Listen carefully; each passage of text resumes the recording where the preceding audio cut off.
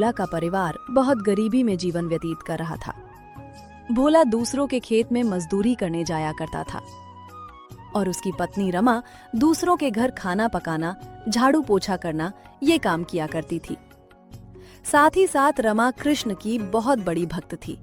उसे जितना भी समय मिलता वो पूजा पाठ करने लगती। अरे रमा, बस करो, उठो वहां से। जब देखो तब भगवान के सामने जाकर बैठ जाती हो। तुम्हारे भगवान ने आज तक हमें दिया ही क्या है? दिन ब दिन हमारी हालत बदतर होती जा रही है। तुम्हारे भगवान को ये नहीं दिखता क्या कि हम कैसे जी रहे हैं? सर्दी का मौसम है और हमारे पास ढंग का कंबल तक नहीं है। कभी खाना नसीब होता है तो कभी नहीं। आप चिंता क्यों करते हो जी? भगवान है ना, सब संभाल लेंगे। थोड़ा सब्र रखो, सब ठीक हो जाएगा। आज नहीं तो कल भगवान हमारी तरफ जरूर देखेंगे। आप चिंता मत कीजिए, मैं आज ही अपनी सेठानी से बात करके देखती हूँ। शायद थोड़े पैसे मिल जाएं तो कंबल खरीद कर ला सकते हैं। और आप जमींदार से थोड़े पैसे मांगकर कुछ अनाज लेकर आना। घर में अनाज खत्म हो चुका है।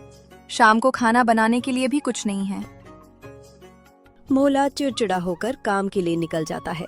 रमा भी अपने काम पर निकल जाती है और सेठानी से पैसे के बारे में बात करती है। अभी तुम्हारा महीना भी पूरा नहीं हुआ है और तुम पैसे मांग रही हो। पैसे तो महीना पूरा होने के बाद ही मिलेंगे। मदद कर दीजिए मालकिन, ठंड बहुत बढ़ चुकी है और घर में कंबल तक नहीं है, अनाज भी नहीं है। आप महीना पूरा हो जाने के बाद मेरी तनख्वाह में से काट लेना। बहाने से पैसे निकालना तो कोई तुमसे सीखे। एक तो देरी से आती हो, ऊपर से ढंग का काम तक नहीं करती और अभी महीना पूरा होने के पहले ही पैसे मांगने आ गई। काम करना है तो करो, वरना जाओ यहाँ से। तुम्हारे जैसे और भी बहुत पड़े हैं। रमा कुछ भी नहीं बोलती और उदास होकर काम में लग जाती है। इधर भोला भी दिन भर कड़कड़ाती ठंड में काम करता है। शाम हो जाती है। रमा जब घर जा रही होती है तब उसे रास्ते में मंदिर के बाहर एक बड़ा आदमी कंबल बांटते हुए दिखाई देता है। रमा उसे देख बहुत खुश हो जाती है और वो भी कंबल लेने चली जाती है और उसे कंबल मिल भी जाता है। वो खुशी से अपने घर की ओर निकल पड़ती है और रास्ते में उसे एक बूढ़े बाबा मिलते हैं। बेटी, मेरी एक मदद करोगी? हाँ बोलिए ना बाबा, मैं आपकी कैसे मदद कर सकती हूँ? बेटी, मैं बहुत गरीब हूँ। मेरी एक टूटी फूटी सी झोपड़ी है जहाँ मैं रहता हूँ। मेरा आगे पीछे कोई नहीं है। मैं अकेला ही रहता हूँ। लोगों से भीख मांगकर अपना पेट भरता हूँ। ठंड में मेरे पास कोई कंबल नहीं है। ठंड के मारे मुझे रात भर नींद नहीं आती। मेरी तबीयत भी बहुत खराब है। क्या तुम मुझे अपना कंबल दे सकती हो? तुम्हारी बड़ी मेहरबानी होगी। बाबा, ये कंबल मंदिर के बाहर एक बड़े आदमी बांट रहे थे, मैं उनसे लेकर आई हूँ। ठीक है बेटी, मैं मंदिर के पास जाता हूँ। रुकिए बाबा, आप रहने दीजिए, आप यही कंबल ले लीजिए। एक तो आपकी तबीयत खराब है और मंदिर के बाहर बहुत बड़ी कतार लगी है, लोगों की बहुत बड़ी भीड़ है। आप इतनी देर तक खड़े नहीं रह पाओगे। आप मेरा कंबल ले लीजिए, मैं अपने लिए दूसरा लेकर आती हूँ।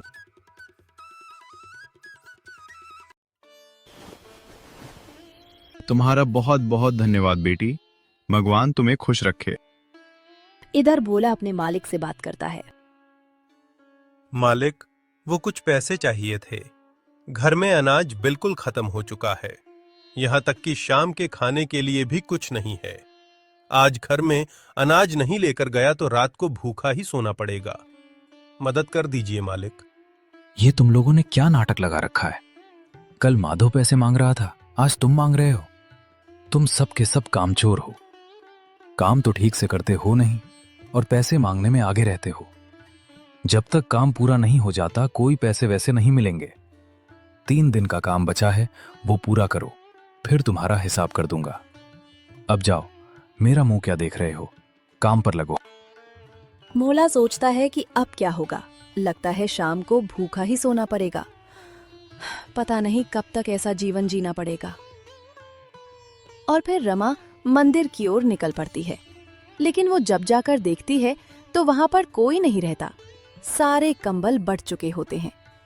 रमा उदास होकर घर की ओर चली जाती है। घर पहुंचने के बाद भोला गुस्से में रमा से बोलता है। ये क्या है रमा, तुम अब आ रही हो? इतनी देर कहाँ लगा दी? और क्या तुमने सेठानी से बात की? कुछ पैसे मिले? बात की थी लेकिन उन्होंने मेरी बात नहीं मानी। वहां से पैसे नहीं मिले और रास्ते में मंदिर के बाहर एक बड़ा आदमी कंबल बांट रहा था। मैं भी वही कंबल लेने रुक गई थी। बहुत भीड़ थी इसलिए देरी हो गई। तो कंबल कहाँ है? मिला नहीं जी। कंबल मिला तो था लेकिन रास्ते में एक बूढ़े बाबा मिल गए थे। उन्हें भी कंबल की बहुत जरूरत थी।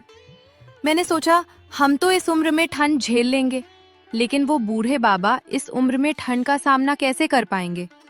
इसीलिए मैंने अपना कंबल उन्हें दे दिया और फिर जब मैं फिर से कंबल लेने गई तो कंबल खत्म हो चुके थे। तुम्हारा दिमाग तो ठिकाने है। तुम्हें क्या जरूरत थी उन्हें कंबल देने की? खुद के पास कुछ नहीं है और चली हो समाज सेवा करने। आप निराश मत होइए जी, ईश्वर सब ठीक कर देंगे। भरोसा रखिए, ये बुरा समय भी कट जाएगा। शायद ईश्वर हमारी परीक्षा ले रहा हो। क्या ईश्वर ईश्वर लगा रखा है? ईश्वर ने क्या दिया है हमें? एक कंबल मिला था, वो भी तुम भलाई के चक्कर में दूसरे को दे आई। घर में खाने तक को एक दाना नहीं है, आज भूखा सोना पड़ेगा। तुम्हारा ईश्वर तो नहीं आने वाला हमारा पेट भरने। मालिक से बात की तो मुझे ही खरी खोटी सुनाने लगे। 1 रुपया तक नहीं मिला। देख लो, ये सहायता कर रहा है तुम्हारा ईश्वर। एक तो दिन भर मेहनत मजदूरी करो और ऊपर से रात को भूखा सोना पड़ेगा। दोनों बहुत निराश हो जाते हैं और भूखे ही सो जाते हैं। तभी बाहर तेज बारिश होने लगती है। ठंड और भी बढ़ जाती है। कड़कड़ाती ठंड और भूख के कारण दोनों को नींद नहीं आती। तभी दरवाजे पर कोई आता है। इतनी रात को बारिश में कौन हो सकता है? मैं अभी जाकर देखता हूं। कौन हो भाई और क्या चाहिए? भाई, मैं कपड़े बेचने का काम करता हूं। आपके बगल के गांव में ही रहता हूं। आज घर जाने में देरी हो गई है, ऊपर से बहुत बारिश हो रही है। कृपया करके मेरी एक मदद कर दोगे? कैसी मदद? सुबह से मैंने कुछ नहीं खाया, बस कपड़े ही बेच रहा था। मेरे पास खाने का सामान है लेकिन बनाने का कोई साधन नहीं। क्या तुम अपनी पत्नी से कहकर मेरे लिए खाना बना दोगे? तुम्हारी बड़ी मेहरबानी होगी, बहुत तेज भूख लगी है। मैं अपनी पत्नी से पूछकर बताता हूं, तुम यहीं रुको। दरवाजे पे कौन है जी? और क्या बात है? पता नहीं, कोई कपड़े बेचने वाला है। कह रहा है कि उसे बहुत भूख लगी है और खाने का सामान भी अपने साथ ही लेकर आया है। वो चाहता है कि तुम उसके लिए खाना बना दो। कोई बात नहीं, मैं बना देती हूँ। नहीं रमा, मैं उसे मना ही कर देता हूं। पता नहीं कौन है, कहां से आया है। इतनी रात को एक अनजान आदमी को घर में लेना मुझे ठीक नहीं लग रहा। और कोई चोर लुटेरा निकला तो? वैसे भी कितनी रात हो गई है, अब कहां तुम खाना बनाओगी? पता नहीं कहां कहां से आ जाते हैं, न जान न पहचान, और कहता है मेरे लिए खाना बना दो। इधर हम कब से भूखे बैठे हैं और ये खाना बनाने की बात करता है। मैं उसे मना कर देता हूं। नहीं, आप उसे मना मत करिए। मेरी बात सुनिए, मुझे कोई दिक्कत नहीं है। मैं खाना बनाकर दे सकती हूँ, उसमें क्या ही समय लगेगा। खाना खाकर वो यहाँ से चला जाएगा। क्या पता उसे सच में खाने की जरूरत हो। भूख की तड़प हमसे अच्छा और कौन जान सकता है। बेचारे की भूख शांत हो जाएगी और कोई चोर लुटेरा निकला भी तो हमारे पास है ही क्या उसे चुराने के लिए। हमारे पास तो फूटी कौड़ी भी नहीं है। आप उससे बस सामान लाकर मुझे दे दो, मैं खाना बना देती हूँ। ठीक है रमा, तुम कहती हो तो मैं उसे भी भीतर बुला लेता हूं। ठीक है भाई, मेरी पत्नी तुम्हारे लिए खाना बना देगी। लाओ, खाने का सामान मुझे दे दो। वो आदमी अपने खाने की थैली देकर बोलता है कि अपनी पत्नी से कहना, इसमें जितना भी सामान है सब सामान का खाना बना दो। रमा खाना बनाने लगती है और भोला इसमें तो को बहुत बोलती सारा है, सामान था, इतना सारा खाना वो खाएंगे? पता नहीं ये कितने दिनों से भूखा है। उसने ही बोला सबका खाना बना के दे दो। फिर भोला उस आदमी से कहता है, लो भाई, खाना बन गया है, खा लो।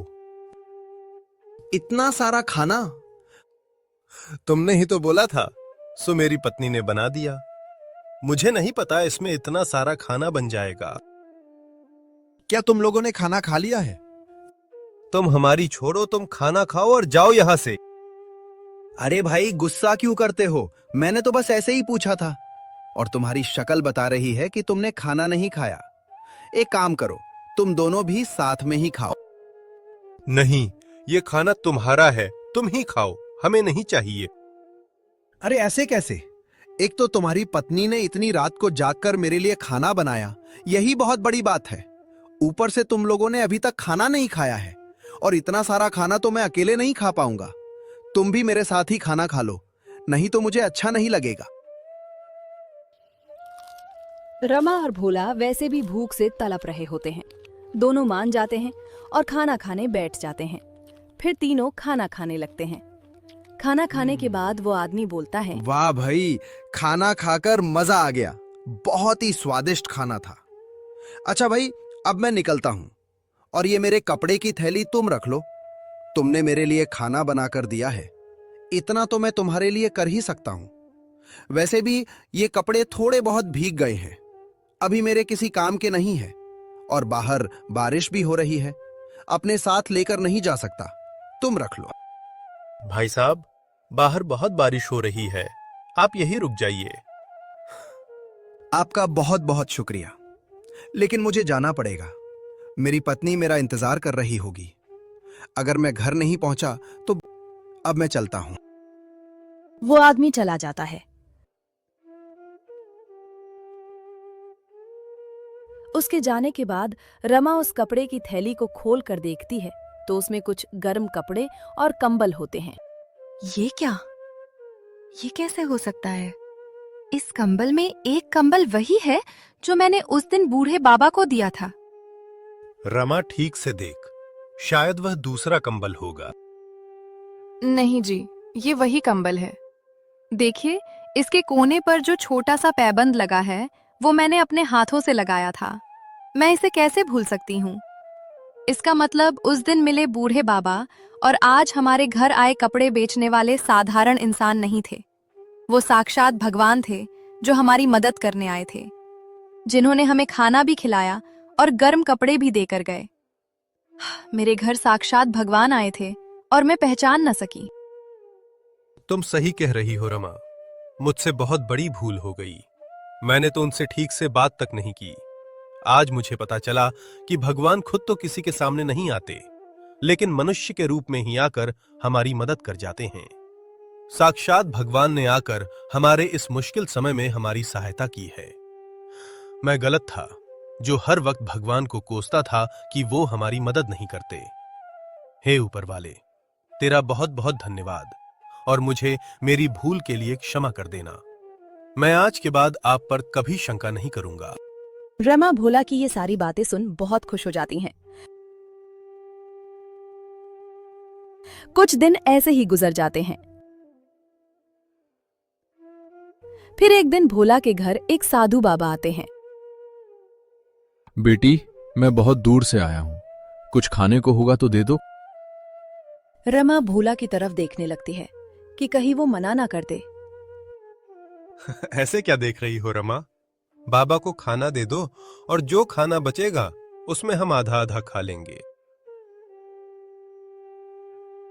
रमा बाबा को खाना दे देती है। बाबा खाना खाने लगते हैं। खाना खाने के बाद बाबा भोला से कहते हैं, क्या बात है बेटे, परेशान लग रहे हो?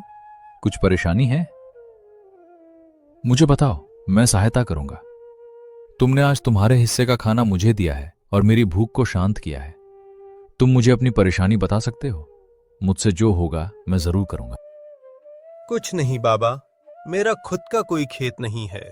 दूसरों के खेत में जाता हूँ, बहुत मेहनत करता हूँ। मेरी पत्नी भी दूसरों के यहाँ काम करने जाती है, लेकिन बहुत कम पैसे मिलते हैं। पैसे बच नहीं पाते, जैसे तैसे घर का गुजारा होता है। मेरे पास तुम्हारी समस्या का एक हल है, लेकिन उसके लिए तुम्हें एक नियम करना पड़ेगा, और नियम कठोर होगा। इसका पालन तुम्हें करना पड़ेगा। तुम वो नियम तोड़ नहीं सकते।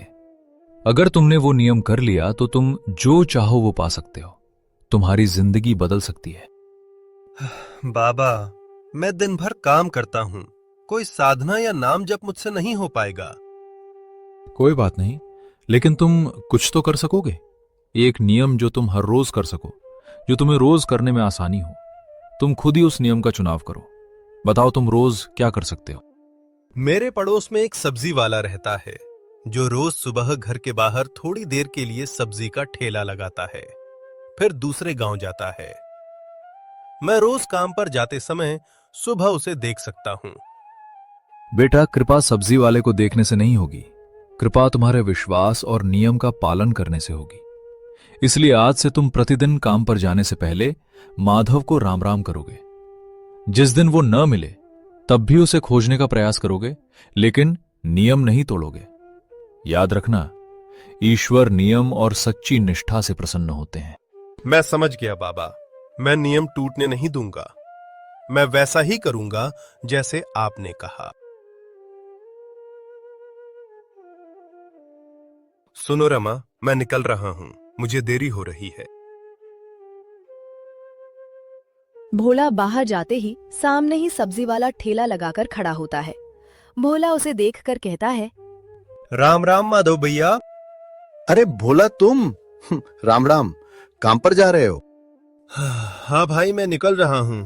आज देर हो गई है, मैं चलता हूं। ऐसा कहकर भोला वहां से चला जाता है और इस नियम का पालन वो रोज करने लगता है। एक दिन ऐसे ही वो काम के लिए तैयार होता है। बाहर जाकर देखता है तो सब्जी वाला वहां नहीं होता। भोला परेशान हो जाता है। अरे ये क्या, आज तो माधव भैया यहां पर नहीं है। कहीं मेरा नियम ना टूट जाए। मुझे उन्हें ढूंढना ही होगा। क्या हुआ? आप अभी तक गए नहीं? यहाँ क्यों खड़े हो? रमा, माधव भैया आज यहां नहीं हैं, पर मुझे मेरा नियम पूरा करना है। मैं अपना नियम नहीं तोड़ सकता। मैं उन्हें आसपास ढूंढकर ही काम पर जाऊंगा। भोला पास के ही खेतों की तरफ माधव को खोजने निकल पड़ता है। तभी खेत में सब्जियां निकालते समय माधव का फावड़ा किसी कठोर चीज से टकराता है। उसे आश्चर्य होता है। वो मिट्टी हटाने लगता है। थोड़ी देर बाद उसे एक पुराना घड़ा दिखाई देता है। जब वो घड़ा खोलता है तो उसकी आंखें फटी की फटी रह जाती हैं। घड़े में सोने चांदी के सिक्के और हीरे जवाहरात भरे हुए थे। अरे माधव भैया, राम राम। मैं चलता हूं। माधव भोला की आवाज सुन डर जाता है, इसलिए वो भोला से कहता है, अरे भोला, रुको तो, मेरी बात तो सुनो। अब मैं नहीं रुक सकता, मुझे बहुत भूख लगी है। अभी मैं चलता हूं। अरे भोला, मेरी बात तो सुनो, किसी को बताना मत। क्या बात कर रहे हो? किसी को क्या नहीं बताना है? मैं उसकी बात कर रहा हूं जिसे तुमने अभी देखा। मैं मटके के बारे में बात कर रहा हूं। मेरी बात सुनो। अब तुमने देख ही लिया है तो इस मटके में जितने भी धन है, हम आधा आधा बांट लेते हैं। तुम्हारी भी गरीबी मिट जाएगी और मेरी भी। हम दोनों का भला हो जाएगा।